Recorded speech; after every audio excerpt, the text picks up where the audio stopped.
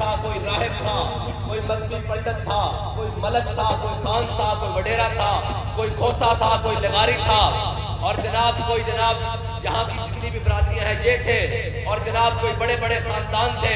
کہتا ہے کاہن و پاپا و سلطان و امیر. کہتا ہے میرے آقا مولا صلی اللہ علیہ وسلم کی آمد سے پہلے یہ سارے بڑے بڑے مگرمچھ اور بڑے بڑے بدماش تھے. باہر یک نخچیر صد نخچیر گیر. کہتا ہے ایک شکار تھا اور سینکڑوں اس کے شکاری تھے. ایک شکار تھا انسان اور اس کے سینکڑوں شکاری تھے. مختلف رنگ، مختلف قوموں اور مختلف نسلوں، مختلف جناب زبانوں اور مختلف قومیت پرستوں کی شکل میں ہزاروں اس کے شکاری تھے. ایک شکار تھا. اقبال ہوا کیا؟ کہتا ہے تامین حق بہت دارا سفر.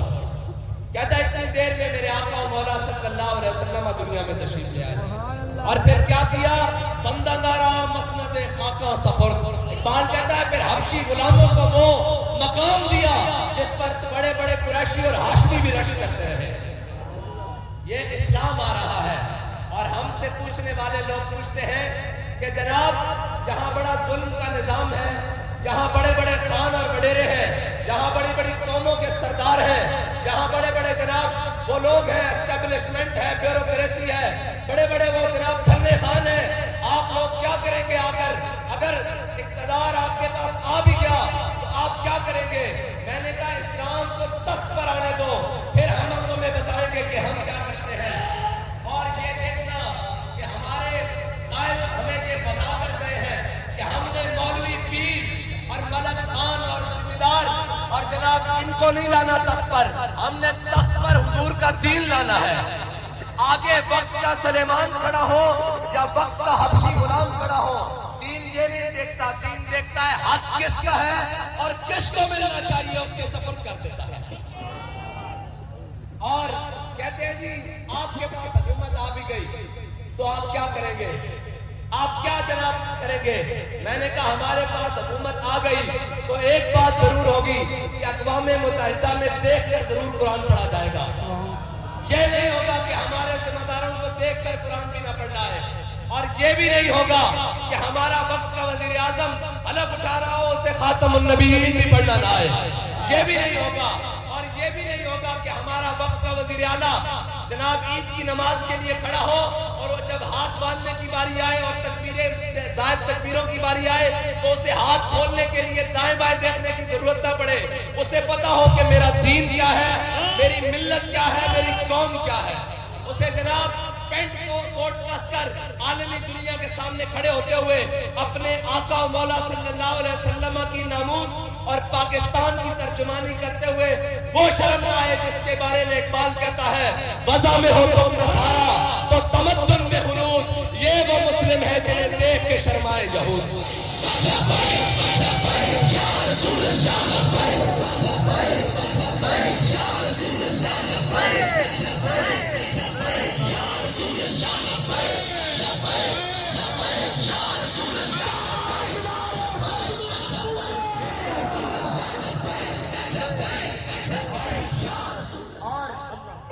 یہ بھی نہیں کہ ہم ان کے سامنے کشکول لے کر ساری عمر کھڑے رہے. 24ویں 23ویں بار پاکستان کی عمر ٹوٹل 75 سال ہے. 23ویں 24ویں بار ہم IMF کے دروازے پر کھڑے ہو. کیا کرنے کھڑے ہو؟ مانگنے کے لیے کھڑے ہو. مانگنے کے لیے کھڑے ہو.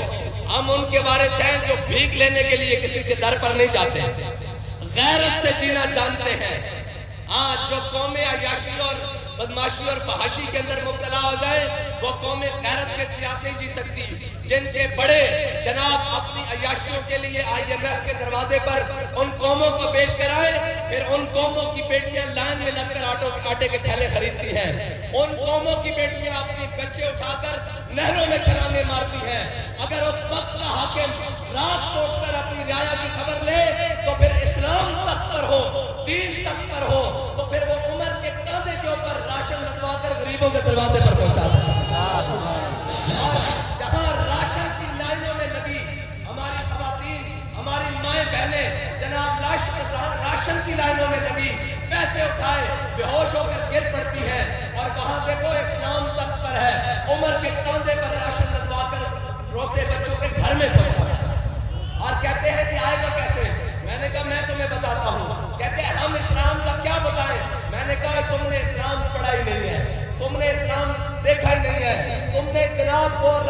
मौलवी रखे हुए हैं जो तुम से नजराने लेकर उस दरवाजे से बाहर निकल जाते हैं। तुम्हारा वास्ता किसी सही बंदों से पड़ा ही नहीं है। हाँ, ਤੁਹਾਡਾ ਪਾਲਾ ਕਿਸੇ ਚਾਚੇ ਬੰਦੇ ਨਾਲ ਪਿਆ ਹੀ ਨਹੀਂ। ਤੁਸੀਂ ਸਾਰੇ ਜਨਾਬ ਆਪਣੇ ਗੁੱਟਰਗੂ ਵਾਲੇ ਤੇ ਆਪਣੇ ਖੁਸ਼ਾਮਦੀ ਮੌਲਵੀ ਦਰਬਾਰੀ ਰੱਖੇ ਹੋਏ। ਅਸੀਂ ਤਾਂ ਉਹ ਵਾਂ ਜਿਨ੍ਹਾਂ ਦੇ ਜਨਾਬ ਵੱਡਿਆਂ ਨੇ जनाब अंग्रेज की जेलों में कटियां और क्या के है मशक़ सुखन जारी और चक्की की मशक्कत भी एक तुरफा तमाशा है, हसरत की तबीयत भी जो चाहो सितम कर लो और भी कोई खेलो। अजय जनाब कहने आजादी की जंग लड़नी, कहने आजादी की जंग लड़नी। मैं क्या दूसरे दिन जमानता जनाब, दूसरे दिन पर्चे जनाब, दूसरे दिन जनाब सानू असी मर गया बाहर चले जाओ करो। साढ़े तो जनाब निके निके बाल भी अतरे अतरे अजय जनाब 15-15 16-16 साल उम्र सी। मैं क्यों मुंडे आती की होया जख्म लग गया।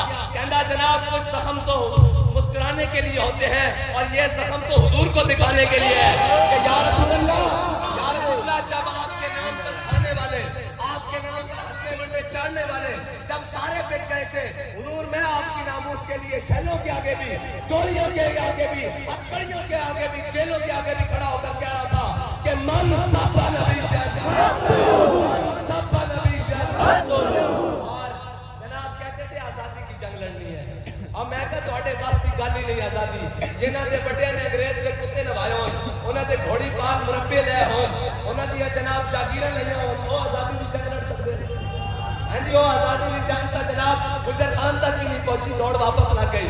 और एक ऐसा कहते मैं अपने कपड़े बेच कर वो पीडीएम के चोर जनाब, पुराने चोर वो आए कहते जनाब मैं अपने कपड़े बेचकर कौम को जनाब रोटी दूंगा, अगले कपड़े भी लगा रहे हैं। हाँ, इस आबदार में बड़ा जनाब वो मुजब्बक को बब्बक ने जनाब बड़ा बढ़ा के लिया सन कि मैशत संभालेगा। मैं कहा जिस मैशत दे सुबह शाम अल्लाह और उसके रसूल के खिलाफ जंग होती होवे, सूद चलता होवे, ओ मैशत नहीं चल सकती। ओ मैशत को अगर कोई सिद्धा कर सकता तो मोहम्मद अरबी को गुलाम कर सकता। और अपने देखो जनाब जितने अमीर इलाके, जितने पोश इलाके, सड़कें बेहतरीन, उन्होंने जनाब खाने वखरे, उन्होंने होटल बेहतरीन, उन्होंने सीवरेज बेहतरीन, उन्होंने पानी बेहतरीन। ते गरीब का किसने पूछना? कहंदा पाक कहंदा तामीन हक 72 सफर बंदा गारा मसनद खाका सफर। इकबाल कहंदा चलिया बड़ी बड़ी दुनिया आई, सारे ने गरीबां दे नारे लाए। कोई जनाब रोटी कपड़े मकान दे नाते आया, कोई तरक्की और खुशहाली दे नाते आया, कोई सोशलिस्ट कम्युनिज्म और जनाब कोई कम्युनिस्ट आया, कोई लिबरलिज्म दे नाते सारे गरीबां दा नाम लिया। गरीबां दा कीता कुछ नहीं। इधर देख मोहम्मद अरबी दा दीन। हां जी, मेरे आका मौला सल्लल्लाहु अलैहि वसल्लम फतह मक्का में फातिहाना अंदाज नाल दाखिल हो रहे हैं। फातिहाना आज 10,000 सहाबा दा लश्कर मौजूद है। आज नाल मेरे आका मौला सल्लल्लाहु अलैहि वसल्लम जदों मक्का दे अंदर दाखिल होए ते मेरे आका मौला सल्लल्लाहु अलैहि वसल्लम दी पेशानी ऊंटनी दे पालान नूं, ऊंटनी दे कजावे नूं लग रही सी। हुजूर दा सर अक़दस इतना झुकिया होया सी। मेरे आका मौला सल्लल्लाहु अलैहि वसल्लम ने हुक्म दिता, फरमाया आज काबे दी चाबियां लेके आओ। हजरत उस्मान काबे दी चाबियां लेके आए। मेरे आका मौला सल्लल्लाहु अलैहि वसल्लम ने काबे दा दरवाजा खुलवाया। इधर सुन तीन तख्त आया। ऐ देखो गरीबा तामीन हक 72 सफर ऐ दीन है। मेरे आका मौला सल्लल्लाहु अलैहि वसल्लम ने काबे की दरवाजा खुलवाया। हजरत बिलाल हबशी को अपने दाएं जानिब पकड़ा। हजरत उसामा बिन ज़ैद एक गुलाम और लोंडी के बेटे, एक खुद आयना के वालिद के गुलाम हजरत ज़ैद गुलाम और लोंडी के बेटे हजरत उसामा बिन ज़ैद। इधर मेरे आका मौला सल्लल्लाहु अलैहि वसल्लम ने हजरत बिलाल हबशी का हाथ पकड़ा। इधर जनाब हजरत उसामा बिन ज़ैद का हाथ पकड़ा। मेरे आका मौला सल्लल्लाहु अलैहि वसल्लम ने उन्हें काबे के अंदर ले गए। मेरे आका मौला सल्लल्लाहु अलैहि वसल्लम ने जाके अंदर कुंडी लगवा दी। आज अबू बकर भी बाहर खड़े, आज उमर भी बाहर खड़े, उस्मान भी बाहर खड़े, अली भी बाहर खड़े, हजरत अब्बास भी बाहर खड़े, हुजूर दा खानदान भी बाहर खड़े। आज कुरैशी ते हाशमी सारे बाहर खड़े। आज साद सईद तलहा ते उबैदा अबू उबैदा बिन जर्राह सारे बाहर खड़े। मेरे आका मौला सल्लल्लाहु अलैहि वसल्लम ने दस्या कि गुलामां दी गल्लां करन सारे आणगे, लेकिन मेरा दीन गुलामां नूं इज्जत दे सकदा। आज देखो मेरे आका मौला सल्लल्लाहु अलैहि वसल्लम ने अंदर कुंडी लगवा दी। आज सारे बाहर खड़े होकर इंतजार कर रहे हैं। किंदा इंतजार कर रहे हैं? हुजूर दा इंतजार कर रहे हैं। और किंदा इंतजार कर रहे हैं? बिलाल हबशी दा इंतजार कर रहे हैं। और किसका इंतजार कर रहे हैं? उसामा बिन ज़ैद का इंतजार कर रहे हैं। मेरे आका मौला सल्लल्लाहु अलैहि वसल्लम बाहर तशरीफ लाए। इधर सुनो दीन की करता। हजरत अब्दुल्लाह बिन उमर कहते हैं मैं हजरत बिलाल हबशी को उस दिन पूछा कि बिलाल दस तो सही हुजूर ने किथे किथे नफल जनाब नफल पढ़े, हुजूर ने केड़ी केड़ी जगह ते नफल अदा फरमाए।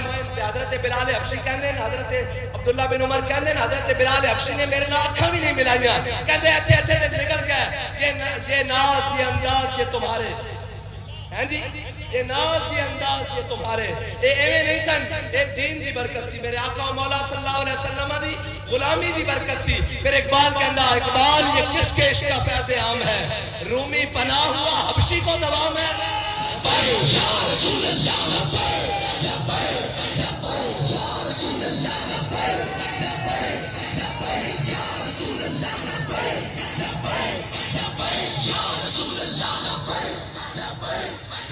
تاجدار ختم نبوت منصب نبویت اپنی ساڈے بابا جی دی اور جناب جنہوں نے اپنے ملت اپنے دین اپنے جناب دین کی گل کرتے ہیں قوم کے سامنے شرمندگی ہوئے کہ سکی کام کیا مسلمان اسی مسلمان نہیں ہو اسی جناب منافق و منافق جنہوں نے اس قوم کے نال 75 سال دھوکہ کیتا، اس وطن کے نال دھوکہ کیتا۔ اے وطن ساڈے وڈیاں نے نچن ٹپن اور ہے جمالوں واسطے نہیں سی لیا، اے جناب کسے شریف اور کسے بدماش واسطے وطن نہیں سی لیا، کسے کھوسے لگاری واسطے وطن نہیں سی لیا۔ ساڈے وڈیاں نے جدو اس وطن نو بنایا سی تے نعرہ لایا سی کہ پٹ کے رہے گا ہندوستان، بن کے رہے گا پاکستان، اور پاکستان کا مطلب کیا؟ لا الہ الا اللہ۔ جدو اس نعرے واسطے لایا سی تسی جناب کدی انہاں نو IMF دے دروازے تے، کدی چائنا دے دروازے تے، کدی جناب عالمی بینک دے دروازے تے، کدی IMF دے دروازے تے کی تماشا لایا ہوا، کی جناب لایا ہوا۔ ادھر دیکھو دین تخت آئے تے پھر ہونا کی ہے۔ حضرت جناب سیدنا صدیق اکبر خلیفہ بنے، پہلا خطبہ فرمایا ایھا الناس قد وليت علیکم ولست بخیرکم، فرمایا لوگوں میں تہاڈا خلیفہ بنا دیتا گیا، میں تہاڈے وچوں بہتر نہیں ہاں۔ فإن أحسنت فأعينوني، جے میں چنگے کام کراں تے میری مدد کرنا، وإن أسأت فقوموني۔ اے انشاءاللہ جدو تحریک لبیک برسر اقتدار دین لے کے آئے گی، لوگ نہیں، جدو دین لے کے آئے گی پھر اے ساڈا ہی جناب ماٹر اور مشہور ہوئے گا کہ فإن أحسنت فأعينوني وإن أسأت فقوموني۔ حضرت جناب سیدنا صدیق اکبر نے فرمایا کہ میں چنگے کام کرا تو میری مدد کرنا، اور اگر میں دائیں بائیں ہو جاؤں تو میں روکنا، جناب زبردستی روکنا۔ آپ نے فرمایا صدق و امانت، سچائی امانت ہے، والکذب خیانت، اور فرمایا جھوٹ بدیانتی ہے۔ جڑیاں قوماں دے سربراہ جھوٹ بولدے ہون تے او قوماں دے نال کی حال ہوئے گا؟ او جناب کبھی آج صبح بیان ہور شام بیان ہور کی ہوئے گا؟ سچ بولن نال کہ جناب گردن لتی تے پھر جناب لت جان دیو۔ اے تے ساڈے بڑے سانوں سکھا کے گئے کہ حق دی راہ تو پیچھے نہیں ہٹنا، جو مرضی ہو جائے، بلکہ اے بھی آکھدے نا لبے بام پکارا سرے دار صدا دی، لبے بام پکارا سرے دار صدا دی، میں کہاں کہاں پہنچا تیری دید کی لگن میں۔ اور کہنے جناب ہوئے گا کی حضرت جناب سیدنا صدق و امانت والکذب خیانت۔ اگے سنو کہنے تحریک لبیک والے کریں گے کیا؟ میں کہا ساڈا منشور سنو۔ حضرت جناب سیدنا صدیق اکبر نے فرمایا، اس دا شعروں میں ترجمہ موجود ہے، والضعیف فیکم قوی عندی حتی آخذ الحق منہ انشاءاللہ تعالی، اور والقوی فیکم ضعیف عندی حتی آخذ الحق منہ انشاءاللہ تعالی۔